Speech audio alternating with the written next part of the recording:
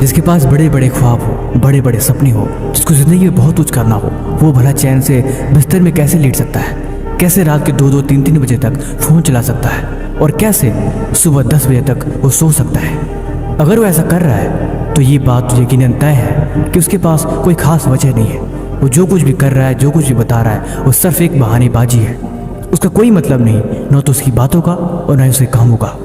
फिर वो खुद से झूठ बोल रहा है, वो खुद को धोखा दे रहा है और उसे इस बात पर शर्म आनी चाहिए। वो इंसान अपने घर को देखे, अपने हालात को देखे, अपने परिवार को देखे और खुद को देखे। उसे बहुत कुछ बदलना है, उसे बहुत कुछ करना है और ये चीज़ें ज़रूरी हैं। फिर भला कैसे पढ़ने में मन नहीं लगेगा? फिर भला कैसे वो खुद को बहाने बनाकर झूठ बोल सकता है? ज़िंदगी में अगर आपको कामयाब होना है ना, तो एक बात हमेशा याद रखो, हर दिन खुद पे विचार करना ज़रूरी है। अपने आप को सिर्फ 1 घंटा दे दो, अपनी परिस्थितियों के बारे में विचार करो, सोचो तुम्हें क्या करना है, कहाँ तक पहुँचे, रास्ते कहाँ तक बन चुके हैं और क्या क्या तैयारियाँ करनी बाकी है। अगर आपने खुद से 1 घंटा भी बातें कर ली तो ये चीज़ें आपको 10 साल आगे लेके चली जाएगी। जो इंसान 10 साल तक विचार करके, प्लानिंग करके कामयाब हो पाएगा, आप उससे पहले ही कामयाब हो पाओगे। ये बड़ा ही सिंपल सा फॉर्मूला है। जो चीज़ आपके दिमाग में चलती रहती है और जिसके बारे में आप हमेशा सोचते रहते हो, वही चीज़ कहीं ना कहीं लॉ ऑफ अट्रैक्शन को अट्रैक्ट करती है और वो चीज़ें आकर्षण का नियम आपके पास ला के उसे रख देता है। आपका जीवन एक मुरझाए हुए फूल की तरह नहीं होनी चाहिए, एक जलती हुई चिंगारी की तरह होनी चाहिए। हमेशा जोश और ऊर्जा से भरा हुआ एक जलती हुई मिसाल की तरह, जो अपने कल के लिए समर्पित है और जो हर दिन मेहनत करता है, हर दिन आगे बढ़ता है और अपने समय को बिल्कुल बर्बाद नहीं करता और न ही किसी फालतू कामों में लगाता है। वो तब तक नहीं रुकेगा जब तक कि उसे वो चीज़ मिल नहीं जाती जो उसे चाहिए। इसे ही जुनून और पागलपन कहते हैं। साल 1584, ये जापान की कहानी है। मोटो मुसाशी एक ऐसा नौजवान लड़का जिसने 13 साल की उम्र में अपना घर छोड़ दिया और जंगल में रहकर लकड़ी के हथियारों से तलवारबाजी सीखी और आज इस दुनिया का सबसे महान तलवारबाजों में से एक है और वो जापान का महान समुराई योद्धाओं में से एक है। जब ये पैदा हुए तो इनकी माँ गुजर गई। ये इनकी जिंदगी का सबसे बड़ा दुख था। ये अपनी ज़िंदगी में दिशाहीन थे, इन्हें क्या करना है कुछ भी अता पता नहीं था। पिता को बहुत चिंता होती थी कि बड़ा होकर क्या करेगा, दिशाविहीन जीवन भला किस काम का।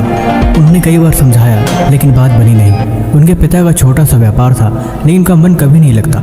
लेकिन एक दिन वो लड़का आया और अपने पिता से बोला, पिताजी मैं तलवारबाजी सीखना चाहता हूँ। पिता बहुत खुश हुए कि चलो। उन्हें थोड़ी उम्मीद की रोशनी दिखाई दी। उन्होंने हाल में ही एक जैन मंदिर भेज दिया कि जाके वहाँ पे ट्रेनिंग शुरू करो। लेकिन वहाँ जाने के कुछ दिन बाद ही मन वहाँ से भड़कने लगा। जोश में आके काम तो शुरू करा लेकिन वहाँ बात नहीं बन रही थी। किसी भी दांव पेच को सीखने में कोई भी दिलचस्पी नहीं थी। जैन मास्टर ने उन्हें समझाया लेकिन वहाँ से निकल आया और वापस पिता के पास आके खड़ा हो गया और बोला, मेरा वहाँ मन नहीं लग रहा, मैं ये काम नहीं कर सकता। पिता फिर दुखी हुए। आखिर वो क्या करे, इसका कोई समाधान मिल नहीं रहा था। लेकिन उस रात कुछ अजीबोगरीब घटना हुई। रात के समय चोर घर में घुस आए। चोरों से लड़ने की उसने कोशिश करी। थोड़े बहुत कराटे के दांव पेच इसको पता थे। इसने उसको आजमाने की कोशिश करी लेकिन बात नहीं बनी। चोरों ने रस्सी से हाथ पैर दोनों के बांध दिए और घर का सारा सोना चुरा के सामने से ले गए। उससे बड़ा पछतावा हुआ और मन में गुस्सा भर गया कि अगर आज मैं आत्मरक्षा कर पाता तो शायद अपने पिता को बचा लेता और इतनी बड़ी हानि नहीं होती। लेकिन उसे खुद पे पछतावा हो रहा था। पिता बुजुर्ग लेकिन वो अपनी ज़िंदगी में खुद को नकारा महसूस कर रहा था। वो किसी भी मुकाम पे नहीं पहुंचा और अगले दिन फिर गुस्से में गुरुदेव के पास पहुंच गया। जैन मास्टर से जाके बोला, गुरुदेव मुझे फिर से विद्या सिखाइए, मैं इसे सीखना चाहता हूँ। गुरुदेव मुस्कुराए और कुछ बोले नहीं क्योंकि उन्हें पता था इमोशन में आकर अक्सर मन इस तरह के फैसले लेता है। लेकिन कुछ समय बाद ये सारी चीज़ें फिर से ख़त्म हो जाएंगी और वो अपने फिर से पुराने जोश में चला जाएगा। गुरुदेव ने बताया, इस बार भला क्या खास है जो तुम इस बार सीखना चाहते हो? उसने बताया, मेरे सामने ही मेरे पिता को बंदी बनाकर घर का सारा सोना ले गए और मैं कुछ नहीं कर पाया। इसीलिए मुझे सीखना है, मुझे ताकतवर बनना है, मुझे ये कला सिखाइए। गुरुदेव ने फिर से ट्रेनिंग शुरू करी लेकिन 3-4 दिन करने के बाद मन का सारा जोश खत्म हो गया और फिर से वो दिशाविहीन हो गया। गुरुदेव को ये बात समझ में आ गई कि फिर से भागने वाला है। लेकिन इस बार कुछ बात अलग थी। वो गुरुदेव के पास आया और बोला, आप मुझे समझाइए, मैं मन में हमेशा के लिए जोश कैसे भरूं? क्योंकि जोश 2 दिन बाद ख़त्म हो जाता है। काम करने और सीखने की इच्छा बिल्कुल नहीं होती। भला क्या करा जा सकता है? तब गुरुदेव ने उसे स्पेशल बुलाया और बोले, तुम यहाँ पे क्यों आए थे? क्या तुम यहाँ पे टाइम पास करने के लिए आए थे? सोचो उस रात तुम्हारे मन में क्या था जो तुम्हारे अंदर इतना जोश भर दिया जिसकी वजह से तुम यहाँ पे आए थे। लड़का मुस्कुराया और बोला, उस दिन मेरी आंखों में जोश था क्योंकि मैंने पिता का अपमान देखा था जो मुझसे बिल्कुल बर्दाश्त नहीं होता। तब गुरुदेव ने कहा, इस चीज़ को बरकरार रखने के लिए दिमाग में क्लियरिटी होनी ज़रूरी है। बिना क्लियरिटी के तुम कुछ भी नहीं कर पाओगे। लड़के ने कहा, मैं एक समुराई योद्धा बनना चाहता हूँ, दूसरों की मदद करना चाहता हूँ, जो बिना लड़े हर परिस्थिति में तैयार रहे, लड़ने के लिए, आत्मरक्षा करने के लिए और लोगों को बचाने के लिए। तब गुरुदेव ने कहा, मुझे लगता है कि अब तुम तैयार हो क्योंकि तुम्हारी आंखों में जोश है, ये तुम्हारे पास एक मकसद भी है और तुम इस चीज़ के लिए तैयार हो। लेकिन तुम्हें ये बात हर दिन खुद को याद दिलानी पड़ेगी कि तुम यहाँ पे किसी चीज़ को पाने के लिए आए हो और वो चीज़ कितनी ज़रूरी है, तुम्हें इसका आभास हर पल मन में होना ही चाहिए, तभी बात बनेगी। उस दिन के बाद से कठिन ट्रेनिंग शुरू हुई। वो लड़का हर दिन सीखता, हर दिन अभ्यास करता और हर दिन एक कदम आगे के लिए बढ़ाता। कई साल बीत गए, वो उस सदी का महान समुराई योद्धा बना। उसने 60 से भी ज़्यादा युद्ध लड़े और वो कभी नहीं हारा, हमेशा जीतता गया।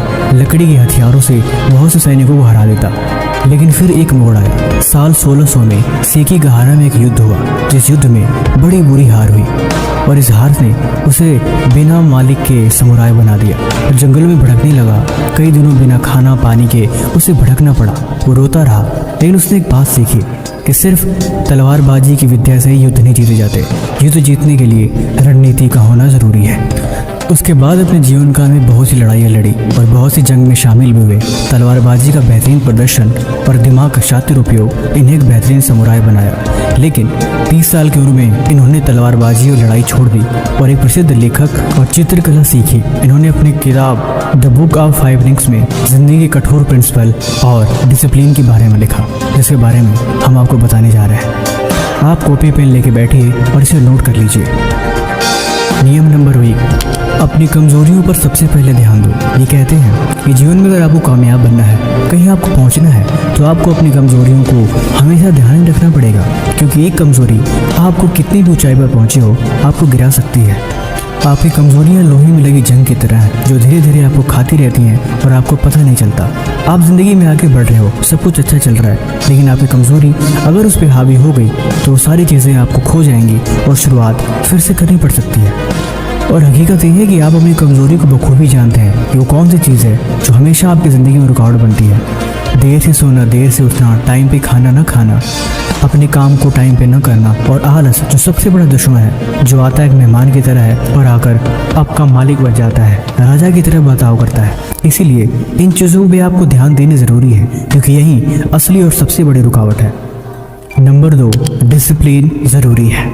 ये कहते हैं एक कठोर अनुशासन आपकी पूरी आइडेंटिटी बदलने की ताकत रखता है।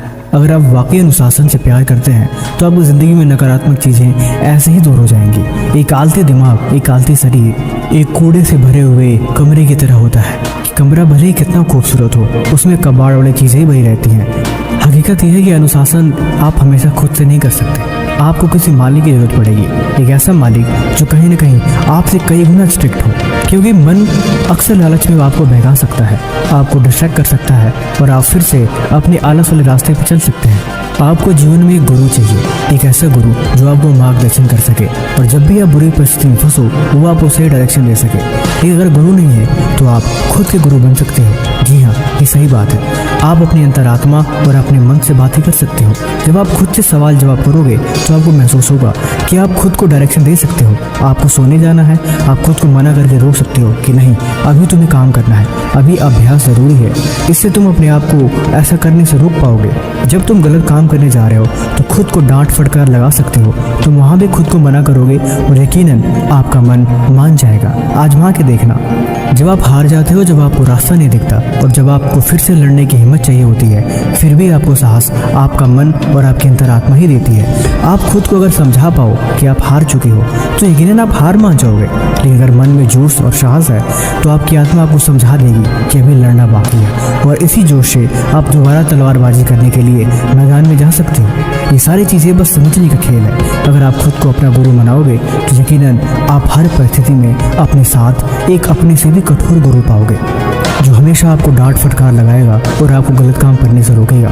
लेकिन ये बात भी आपको ध्यान रखनी चाहिए कि हमेशा उसकी आप इज्जत करोगे और उसकी हर एक बात मानोगे।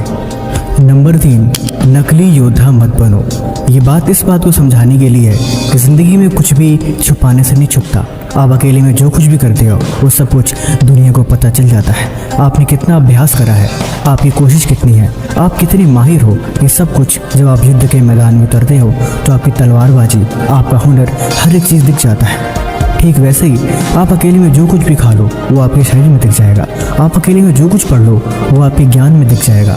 आप अकेले में जैसे बर्ताव कर लो वो कहीं न कहीं आपके बिहेवियर, आपके बोलचाल और आपके हाव भाव से दिख जाता है कि आपकी संगत कैसी है, आपने कितना कुछ सीखा है, आप कितने ज्ञानी हो। ये सब कुछ आपकी नॉलेज और आपके तरीके से पता चल जाता है। बिना अभ्यास के कभी भी युद्ध के मैदान में नहीं उतरना चाहिए। अगर आप युद्ध के मैदान में उतरते हो और तलवारबाजी करते हो तो आप निश्चय ही कुछ मिनटों के अंदर ही मारे जाओगे।